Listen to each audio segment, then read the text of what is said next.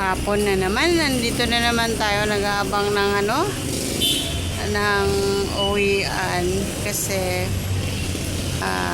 sa loob, kahit aircon sa loob, sobrang init eh. Init pa rin siya, guys. Ayan. So, gusto kong lumabas at magtingin-tingin dito sa labas. Ayan.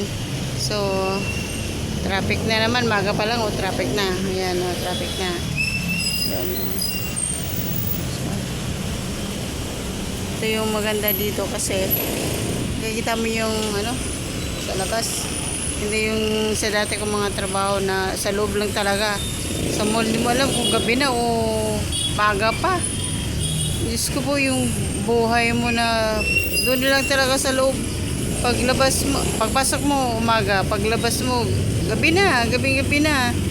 At ang hirap talaga kasi gabi na rin ako nakakauwi sa bahay. So, alis ka ng maaga, tapos uwi ka ng gabi. Ayan guys, merong ibon. Yung ibon na yan guys. So, ayan. So, ayan.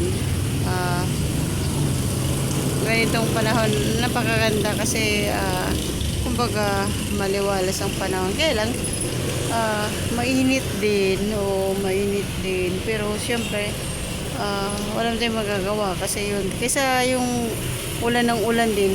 Diba? Napaka siguro sabi ni Lord, ano ba yan? Hilingin kayo ng mainit. Tapos pag mainit naman, hilingin kayo ng ulan. Ayan.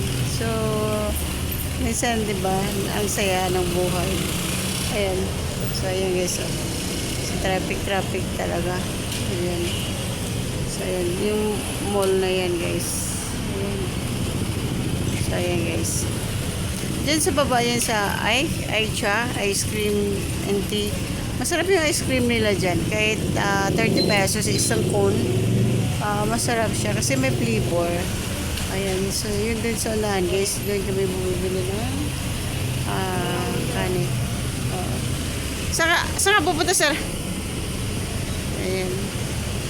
Ayan. Yung boss namin yun. Ayan. So, simple lang siya.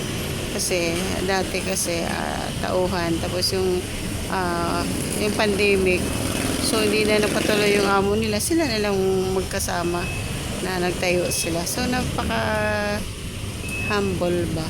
Ayan. So ayan guys. So ayan, ingat tayo. Uy, uminom pala ng maraming tubig.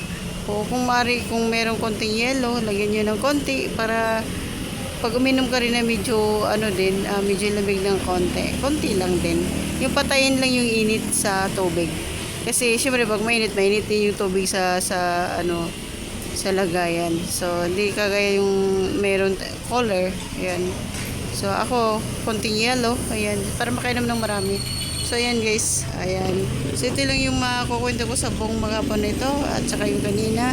So yung sitwasyon ba kung paano papasok sa trabaho, kung paano maglalakad sa sobrang init kahit malayo, tiis lang kasi yun talaga ang buhay eh. Ganun talaga, hindi naman tayo pinanganak na mayaman, so magsikap.